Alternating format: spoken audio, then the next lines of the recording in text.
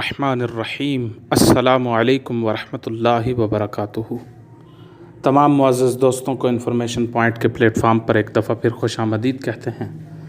سامعین و ناظرین، آج کی ہماری ویڈیو کا موضوع ہے کہ جب انسان کی روح جسم سے جدا ہو جاتی ہے، جسم سے نکل جاتی ہے، تو اس کے بعد پھر وہ کہاں پر قیام کرتی ہے۔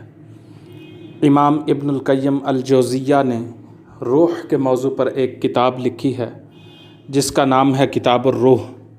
یہ ایک شہرہ آفاق کتاب ہے، اس کے کئی اردو اور انگریزی تراجم بھی مارکیٹ میں مل جاتے ہیں۔ امام ابن القیم الجوزیہ نے اس کتاب میں روح پر مکمل اسلامک ریسرچ لکھی ہے۔ امام ابن القیم الجوزیہ نے کتاب الروح کے اندر لکھا ہے کہ جب روح انسانی جسم سے نکل جاتی ہے اور سانس کا تعلق ٹوٹ جاتا ہے تو اگر تو نکلنے والی روح نیک اور پاک بخت ہے تو وہ آسمانوں پر واقع مقام اعلیٰ علیین میں چلی جاتی ہے۔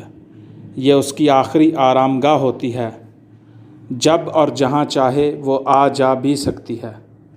مزید امام ابن قیم الجوزیہ نے لکھا ہے کہ اگر مرنے والی روح بدبخت اور گنہگار ہو تو وہ مقام سجین میں منتقل ہو جاتی ہے اور یہ اپنی مرضی سے کسی بھی جگہ آ یا جا نہیں سکتی۔ البتہ مردہ انسان کی روح کا کسی زندہ انسان کے بدل میں داخل ہونا اور بھٹک جانا وغیرہ کا جو خیال لوگوں میں پایا جاتا ہے وہ باطل ہے اور اس کی شریعت میں کوئی اصل نہیں ہے۔